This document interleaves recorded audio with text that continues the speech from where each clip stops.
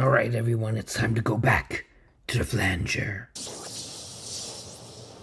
Right, everyone, so last time we talked about this interesting flanger, and what I want to talk about tonight is making some sense of this flanger and everything that's going on around it. So let's really briefly do a recap of the provenance. This is likely a former Pennsylvania Railroad boxcar that we're talking about, converted into a flanger using some parts from cabooses, potentially.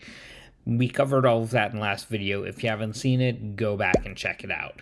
And if you do check it out, you can read the comments, and in the comments you'll find gems like this one from the yellow tanker. So we have end doors potentially off of an MP54 car, which Pennsylvania Railroad owned a ton of, and I think this just adds to the story of this flanger. The other thing that I didn't mention that I showed prominently in the first video was this EMD MU connection cable. That was likely scavenged from an old EMD locomotive. This is a really interesting car. So we kind of left off with the last video saying, should it be saved? And for that, I wanted to go through a scale. I realized I was going to be talking about rail cars, often throughout this whole channel in upcoming videos and even past videos. Should these things be saved? Because it would be great to save everything, but logically, should we? So I came up with a scale to help describe that situation. And I'm going to go through all of these one by one. So 0 would be, this is a car that's beyond redemption. Here we have a tanker car. It's located next to a major New York City commuter rail line with a railroad that would definitely not want anything to do with moving this thing. It is a heavily modified tanker car riveted together pre-1950. It's incredibly old, but it was heavily modified and it's missing a lot of parts. Should it be saved? Absolutely not. It's missing a ton of pieces, and getting it out of there would be a nightmare. So yeah, this is where it needs to be, and it will be there until the property owners decide that they need to cut it up. That's how these things go sometimes. So 1 on the scale would be something that's in rough shape. Maybe it could be transported, maybe it could be saved, but there's a lot of other ones that exist. Here we have an RS3 from the Albany collection that the Danbury Railroad Museum took possession of. They focused mostly on saving the 2 electric locomotives that were there. This one would have been nice to save, but it was also going to be incredibly expensive because it was a really bad, not easy accessible location to get anything out of. So they elected to scrap it on site, and I think that was the right call when you factor in the fact that they saved the 2 other electric locomotives that were there. Sometimes it's a trade-off. Number 2 on the scale is something that's meh. It's something that's in decent shape. It's not missing all of its parts. It would be an easy win to get it out of there. This is a former Boston, Maine boxcar, but guess what? There's a ton of former Boston, Maine boxcars out there. We've talked about them in previous videos. So would it be cool to save this car? Sure. But who's going to take care of it? Is there funding for it? If there's a private individual who wants to save this thing, that's great. That brings us to number 3. This is something that's rare. It's something that's unique. There's not many of them out there. It could be pretty easily transported. It would be a great easy save. So this right here is an EMC locomotive, incredibly old. It's rusting away outside of an aggregate company in upstate New York. It's at an industrial location where you could bring in a truck and transport it out of there. But where's it going? How are we going to maintain it? These are all big questions that should be asked before anyone even considers moving this thing. And while there were only around 11 of these locomotives built, 4 or 5 of them have been preserved. So it would be really cool to preserve this one too, but there are functional examples out there preserved. I believe 1 or 2 are actually running. So that's why this isn't at the top of the chart. It's rare, but it's not like one of the Albany Electrics, which was the last of its kind. And when it's the last of its kind, the condition of it is less important. If there's a way to get it out of there, if there's a chance at all to save the damn thing, we should try to save the damn thing. So this T3 locomotive is now at the Danbury Railroad Museum. I covered that one in one of the first videos I did on this channel. So that's my scale. I am always all for preserving whatever is possible to preserve. So something like a 2 or 3 or 4 on this scale is something that would be cool to save. Something that is a number 4 is like, we absolutely should save this damn thing. So that's my logic here. So what about our flanger, damn it? Let's talk about that. How many of these flangers exist? That is a question that I haven't fully been able to find an answer to. I've been able to find that there were at least two or three of these things. Potentially there were up to a half dozen. So what I was able to find was photos of this one in Enola Yard. It has not been seen on the internet, at least. I haven't found a photo of this thing since 2014. It doesn't show up on Google aerial views. As you can see, it's a very similar looking flanger, but I suspect it was scrapped. Here we have, again, another similar looking flanger. This was in Reading Yard in Pennsylvania.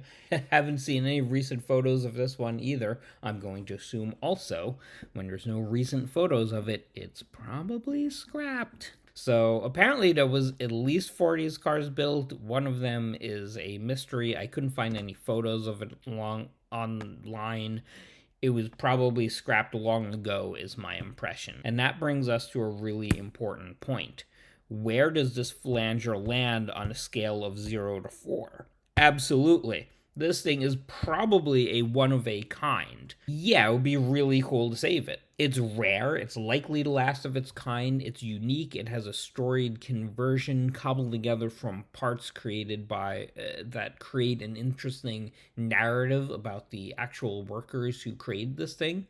It's in a decent location. It could be rolled out to a crossing and loaded on a flatbed and transported to a museum.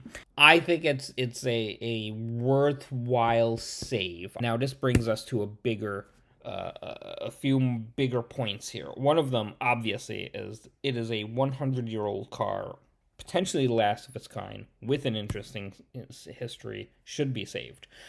There's not a huge amount of flangers that are preserved in the world, and the ones that are, at least the ones that I was able to find around Northeast, just doing a very, very, very quick internet search, they're all of a very different style. So here we have the former Delaware and Hudson car up in Steamtown, quote unquote preserved at a museum. As you can see, it's not looking too good.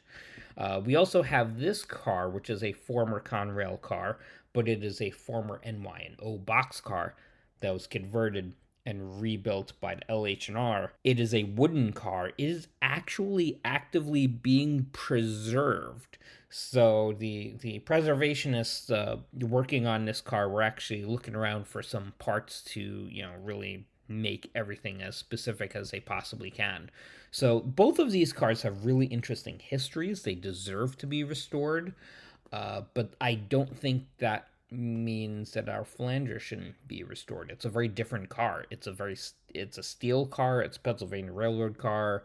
These other cars are different railroads. They should all be preserved equally, in an equal sense. And I'm relieved to at least see this car is being preserved. But what do we need to actually preserve something? It requires an owner ready to sell it or give it away for cheap. It also requires an organization that can accept the car and maintain it perpetually into the future.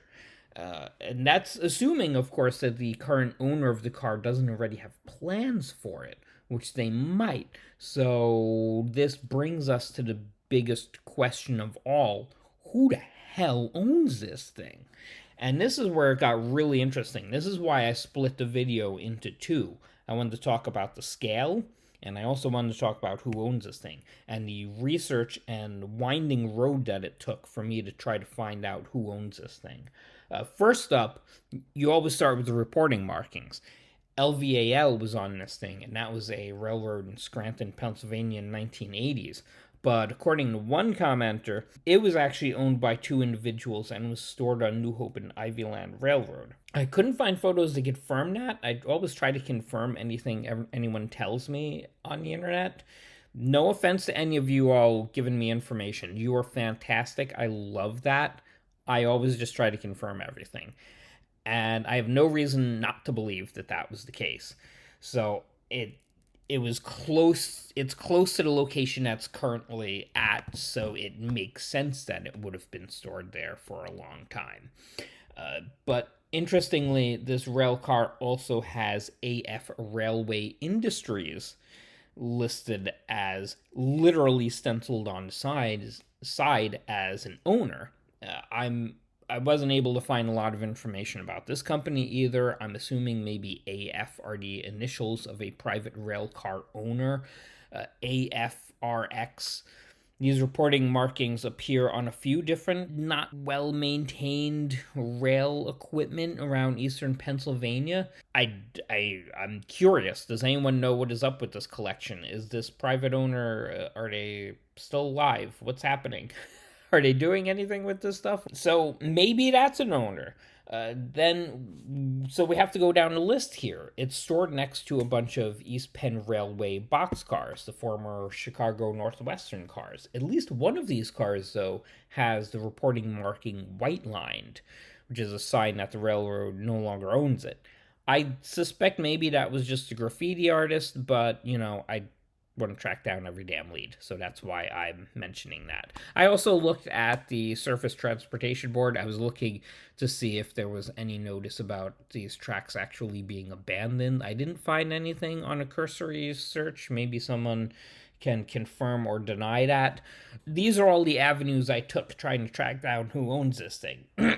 And all of my efforts, without you guys commenting on things, would have gotten me nowhere, because it was really you all who pointed things like this out.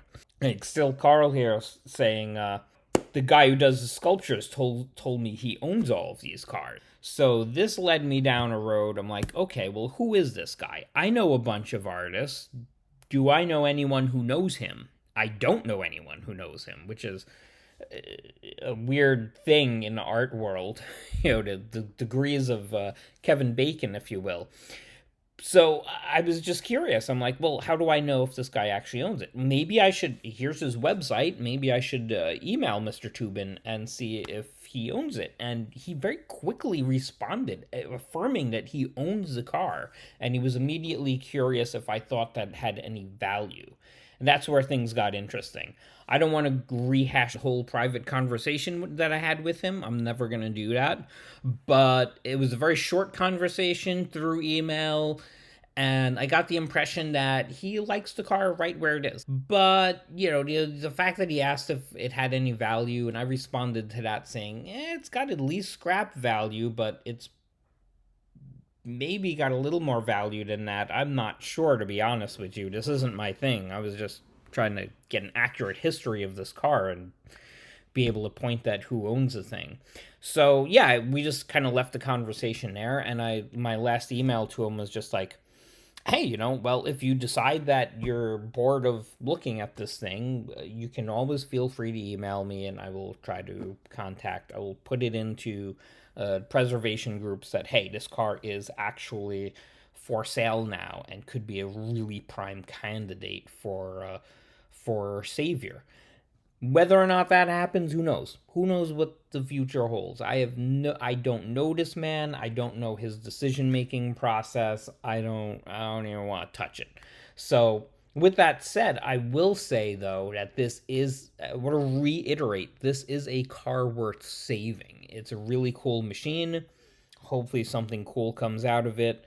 And if nothing happens, at least through this video and all the comments you guys have made, we've gotten a pretty good history of this car.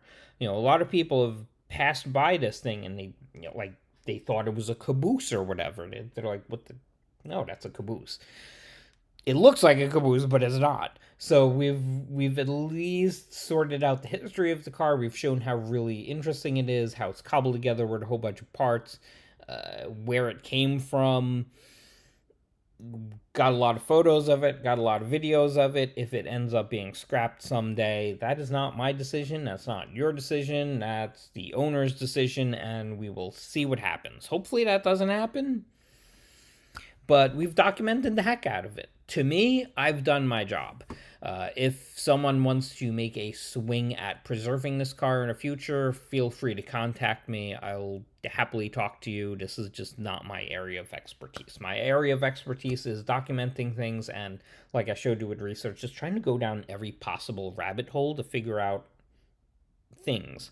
Yeah, who owns it? Where did it come from? What is it made of? Who built this thing? So, yeah, for the moment, that's where this story ends with this flanger. So I'm gonna cut us out here, and I've got a whole bunch of other videos. I've got a whole bunch of other video content that I've been recording over the last couple of months. So we're gonna move on, switch gears, and talk about some of the other interesting things that I've found recently. And we're gonna hope for the best. And hopefully, maybe at some point, this story will have a more complete, happy ending, and we'll be able to revisit this story in the future. Who knows? Who knows what the future holds? We're living in some crazy, uncertain time, so yeah, it's crazy. Speaking of, you should go live your life, do some good stuff, do something good for the world today, and we will catch you next time. Go, go, go, go, go. Let's get out of here.